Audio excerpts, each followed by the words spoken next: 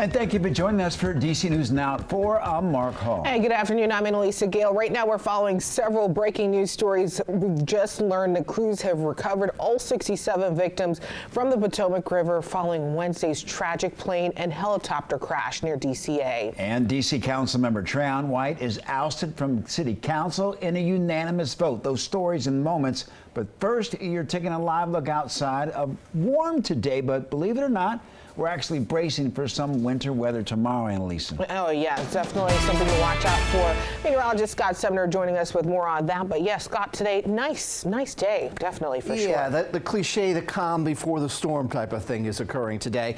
53 degrees out there. We had plenty of sunshine. We didn't start out that way. We had some clouds out there, but those clouds started to break up, as I talked about yesterday at this time, and now we have sunny conditions across the region. And like I said, we're in the 50s now. We'll continue to be in the 50s over the next couple of hours, then we'll dip down quickly after the sun sets at 5:30 or so, and we'll go through the 40s and into the 30s here. Once we get towards the mid-evening period, we'll drop down to around the freezing mark and hold there until tomorrow morning. So a cold start to today, tomorrow, but certainly a dry day. No problems getting to work or getting to school tomorrow. It's in the evening and then beyond going into Thursday morning, and this has been updated. Came in around 3:30 this afternoon.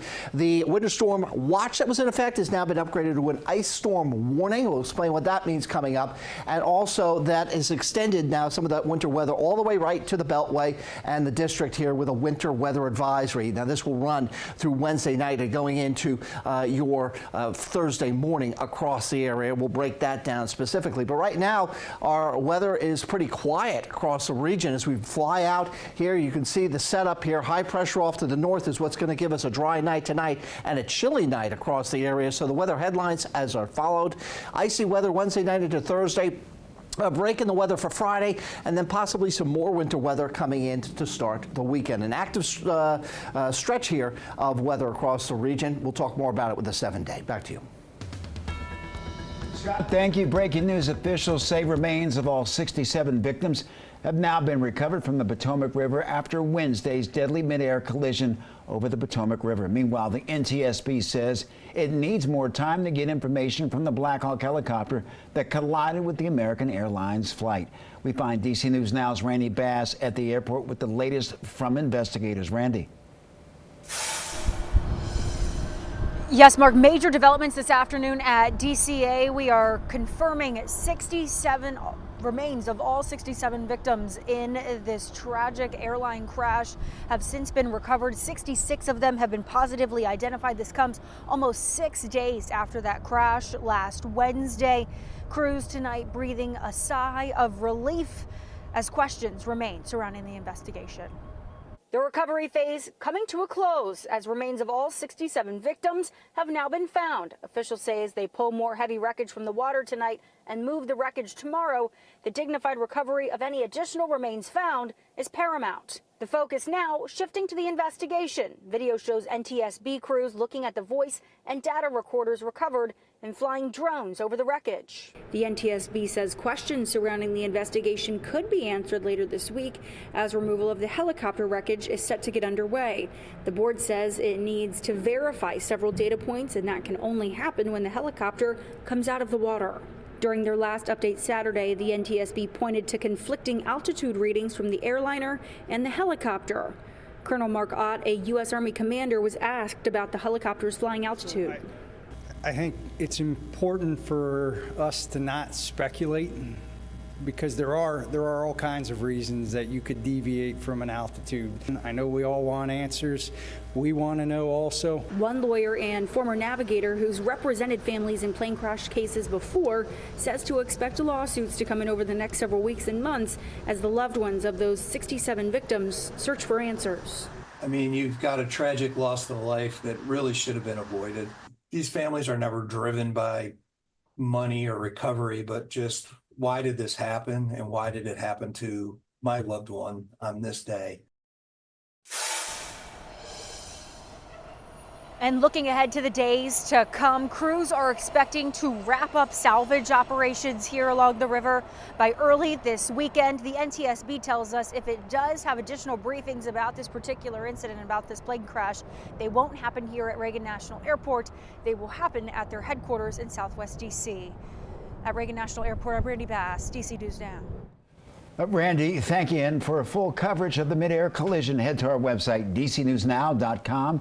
You'll find more about the victims and the latest on the investigation when we're not on air. More breaking news. Ward 8 Council member Trayon White is out of a job. Council voted unanimously to expel him. Yeah, White was arrested last year after being accused of accepting cash in exchange for his influence on city contracts. DC News Now's Marielle Carbone joining us live from the Wilson Building in Northwest DC with the latest on Councilman Trayon White now. And Marielle, what can you tell us? Well, Mark, this vote has an immediate impact. White is no longer on the council. The vote today, it happened quickly. It was unanimous, and that is despite dozens of Trayon White supporters filling the council chambers. Support this young man. Yes. With the fate of his job in the hands of his colleagues, Trayon White stood outside the council chambers, praying with supporters. And we ask now, God, that you have your way. An hour later, All those in favor say aye. Aye. White was expelled from his Ward 8 council seat. This action was immediate, and as of the vote, is no longer a member of the council of District 1. At-large council member Kenny McDuffie led the ad hoc committee which investigated White and found substantial evidence he broke city code, ultimately leading to his expulsion. White was indicted on one charge of federal bribery and is accused of accepting cash in exchange for his influence on city contracts. It's not a tough question. What's right is right, what's wrong is wrong. White immediately left council chambers and did not make any comments to reporters, including if he would rerun for his seat in the upcoming special election. As for his supporters, of course I would vote for him.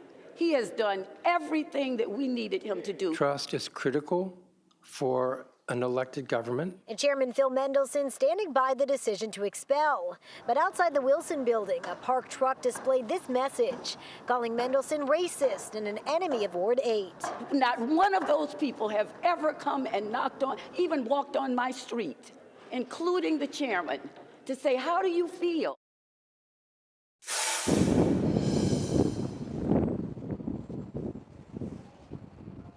So today's vote, it does trigger a special election that will be handled by the Board of Elections, and Trayon White is able to rerun for that seat.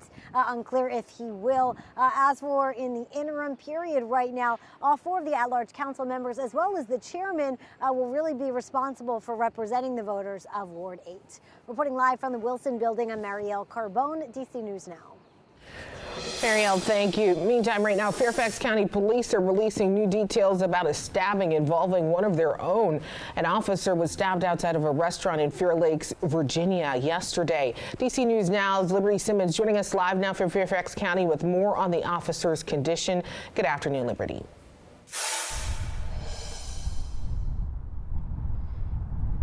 Well, the officer involved did suffer non-life-threatening injuries and is at home recovering with his family. But the suspect involved, the chief says, was a teenager.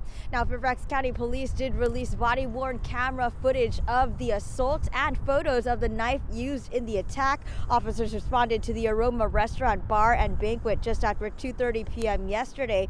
They were called to the 12,800 block of Fair Lakes Parkway for a suspicious event. They say an unknown caller made statements to dispatch that he had killed 2 people. When officers investigated, a 16-year-old male ran toward an officer and immediately began assaulting him. They say the teen then stabbed the officer once at the left side of his rib cage. Now the teen was taken into custody and charged with malicious wounding. The officer who was stabbed is a 6-year veteran assigned to the Fair Oaks district.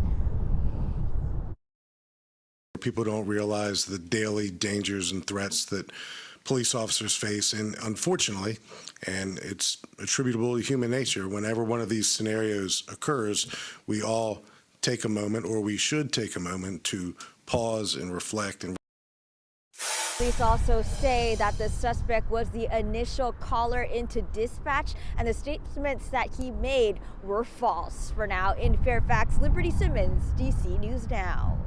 Liberty, thank you. It's been nearly a year since the collapse of Baltimore's Francis Scott Key Bridge. Yeah, and now we're getting to see what the potential replacement could look like. Today, Maryland Governor Wes Moore unveiling a new design concept. You're looking at the renderings there. The new design features 2 towers with cables supporting the bridge deck. Maryland leaders say the new bridge will be taller and have more protections if a ship were to strike it.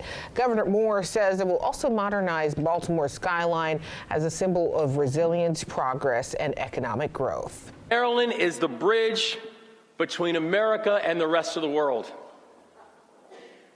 This will be the place that the country will remember not just what resilience looks like, but what economic growth looks like.